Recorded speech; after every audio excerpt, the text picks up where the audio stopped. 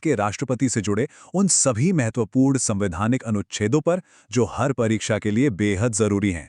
तो चलिए इसे आसान बनाते हैं। तो देखिए, अगर आप बीपीएफ के लिए बहुत ही ज़्यादा ज़रूरी है, राष्ट्रपति से जुड़े अनुच्छेदों से सीधे सीधे सवाल पूछे जाते हैं और ये काफ़ी स्कोरिंग भी होते हैं। आज हम क्या क्या कवर करने वाले हैं, आइए एक नज़र डालते हैं। सबसे पहले हम राष्ट्रपति का संवैधानिक परिचय समझेंगे, फिर उन सभी जरूरी अनुच्छेदों को याद करने के लिए एक बहुत ही शानदार ट्रिक देखेंगे। इसके बाद हम उनकी शक्तियों पर और परीक्षा के लिए खास तथ्यों पर बात करेंगे और अंत में कुछ अभ्यास प्रश्नों से अपनी तैयारी को परखेंगे। तो चलिए सबसे पहले ये समझते हैं कि आखिर हमारे संविधान में राष्ट्रपति की भूमिका है क्या और उनका पद कितना महत्वपूर्ण है। देखिए, हमारे संविधान के भाग 5 में साफ साफ लिखा है कि राष्ट्रपति संघ की कार्यपालिका के संवैधानिक प्रमुख होते हैं। उन्हें भारत का प्रथम नागरिक यानी फर्स्ट सिटीजन भी कहा जाता है। लेकिन यहाँ एक मजेदार बात है, उनकी भूमिका काफी हद तक ब्रिटिश सम्राट की तरह एक नाम मात्र की या औपचारिक है। मतलब देश चलाने की जो असली कार्यकारी शक्ति है वो प्रधानमंत्री और उनकी मंत्रिपरिषद के हाथों में होती है। अब आते हैं इस पूरे टॉपिक के सबसे दिलचस्प हिस्से पर, जो आपकी तैयारी को बहुत ही आसान बना देगा। हम एक ऐसी मेमोरी ट्रिक देखेंगे जिससे राष्ट्रपति से जुड़े सारे जरूरी अनुच्छेद आपको हमेशा के लिए याद हो जाएंगे। और ये ट्रिक है पकानी कोका दुयो दशम। सुनने में शायद थोड़ा अजीब लगे, पर यकीन मानिए ये एक रामबाण है जो अनुच्छेद 52 से 61 तक सब कुछ एक क्रम में याद रखने में आपकी मदद करेगा। चलिए देखते हैं कैसे। तो हमारी ट्रिक पकानी कोका दुओ दशम का हर एक अक्षर एक अनुच्छेद के बारे में बताता है। जैसे प से हो गया पद, का से कार्यपालिका की शक्ति, नी से निर्वाचन, और ये पूरा सिलसिला म यानी महाभियोग तक जाता है। तो चलिए अब एक एक करके इसे खोलकर समझते हैं। तो ट्रिक के पहले दो अक्षर प और क आते हैं अनुच्छेद 52 और 53 से।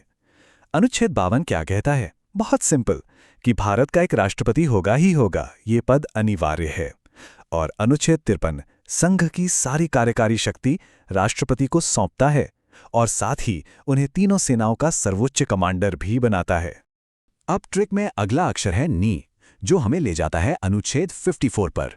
यह है राष्ट्रपति के निर्वाचन यानी इलेक्शन के बारे में। राष्ट्रपति का चुनाव सीधे जनता नहीं करती, बल्कि एक निर्वाचक मंडल, जिसे हम इलेक्टोरल कॉलेज कहते हैं, वो करता है। और हाँ, यहीं पर ट्रिक का अगला अक्षर को भी समझ लीजिए, जो अनुच्छेद 55 के लिए है।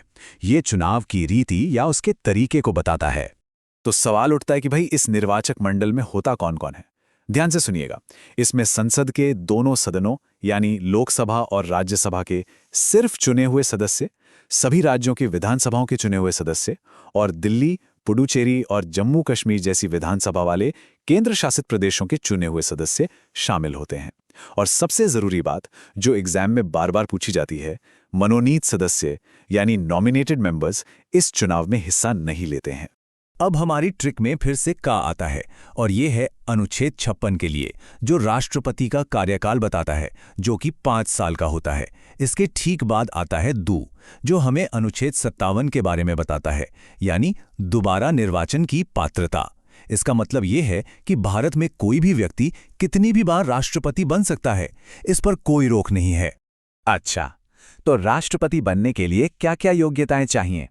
ये हमें बताता है हमारी ट्रिक का अगला अक्षर यो, यानी अनुच्छेद 58, जो राष्ट्रपति पद के लिए क्वालिफिकेशंस को तय करता है। चलिए देखते हैं कि वो क्या हैं।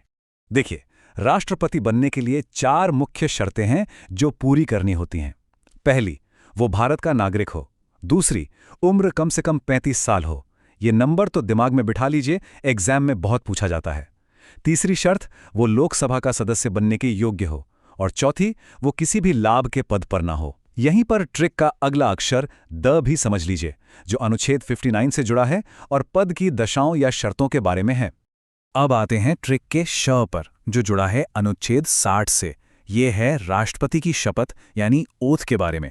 तो राष्ट्रपति को शपथ कौन दिलाता है? ये काम भारत के मुख्य न्यायाधीश यानी चीफ जस्टिस ऑफ इंडिया करते हैं। और अगर वो किसी वजह से उपलब्ध नहीं है तो सुप्रीम कोर्ट के जो सबसे सीनियर जज होंगे वो शपथ दिलाते हैं। और अब ट्रिक का आखिरी और बहुत ही महत्वपूर्ण अक्षर म। ये है अनुच्छेद 61, जिसमें महाभियोग यानी इम्पीचमेंट की प्रक्रिया बताई गई है। ये राष्ट्रपति को उनके पद से हटाने का एकमात्र संवैधानिक तरीका है और इसका आधार होता है संविधान का उल्लंघन।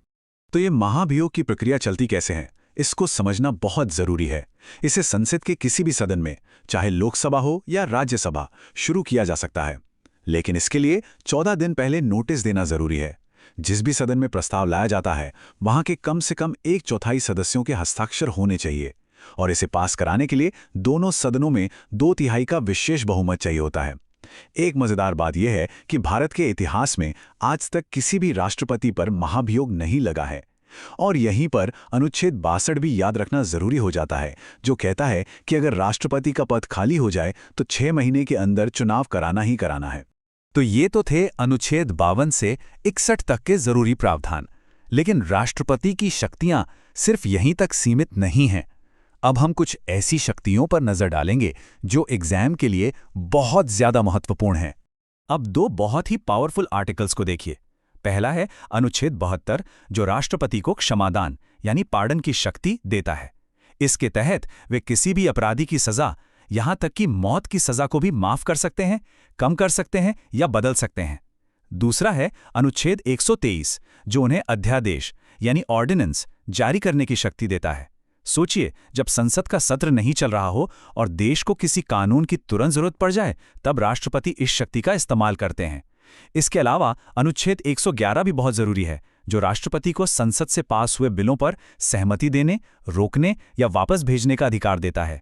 और हां, ये भी याद रखिएगा कि अनुच्छेद 74 के तहत राष्ट्रपति को सलाह देने के लिए प्रधानमंत्री की अध्यक्षता में एक मंत्री परिषद होती है और राष्ट्रपति उसी सलाह पर काम करते हैं। चलिए अब फटाफट से उन पॉइंट्स पर फोकस करते हैं जो एग्जाम में सीधे सीधे सवाल बनकर आते हैं। ये 3 नंबर, इन्हें तो आप बिल्कुल रट लीजिए। राष्ट्रपति बनने के लिए कम से कम उम्र 35 साल या अनुच्छेद 58 में है। उनका कार्यकाल 5 साल का या अनुच्छेद 56 में है। और अगर पद खाली हो जाए तो अनुच्छेद 62 के अनुसार 6 महीने के अंदर चुनाव कराना ही कराना है। चलिए, बहुत कुछ पढ़ लिया, अब बारी है एक रैपिड फायर रिवीजन की, ताकि ये सारे अनुच्छेद आपके दिमाग में एकदम पक्के हो जाएं। मेरे साथ साथ दोहराइए। अनुच्छेद 52 पद, अनुच्छेद 54 निर्वाचन, 56 कार्यकाल, 58 योग्यता, 60 शपथ, 61 महाभियोग, 72 क्षमादान शक्ति और 123 अध्यादेश शक्ति। इन कीवर्ड्स को याद कर लीजिए, ये सीधे परीक्षा में आते हैं। अब जब सब कुछ पढ़ लिया, रिवाइज भी कर लिया, तो क्यों ना अपनी तैयारी को परखा जाए। देखते हैं कुछ प्रैक्टिस सवाल। तो पहला सवाल स्क्रीन पर है, भारत के राष्ट्रपति पर महाभियोग यानी आर्टिकल 61 कहां शुरू की जा सकती है। आपके ऑप्शंस हैं केवल लोकसभा में, केवल राज्यसभा में, संसद के किसी भी सदन में या फिर उच्चतम न्यायालय में। क्या लगता है? इसका सही जवाब है ऑप्शन सी, संसद के किसी भी सदन में। जैसा कि हमने पढ़ा था, यह प्रक्रिया बहुत लचीली है। इसे लोकसभा या राज्यसभा कहीं से भी शुरू किया जा सकता है। चलिए अगला सवाल देखते हैं। ये तो बिल्कुल फैक्ट बेस्ड है। अनुच्छेद 58 के अनुसार भारत का राष्ट्रपति बनने के लिए न्यूनतम आयु क्या है? आपके ऑप्शंस हैं 25, 30, 35 या 40 वर्ष। और इसका सही जवाब है ऑप्शन सी, 35 वर्ष। ये एक ऐसा फैक्ट है जिसे कभी नहीं भूलना है। तो उम्मीद है कि इस पूरी चर्चा के बाद राष्ट्रपति से जुड़े सभी जरूरी अनुच्छेद आपको अच्छे से समझ आ गए होंगे। अपनी तैयारी को ऐसे ही मजबूत करते रहिए। धन्यवाद।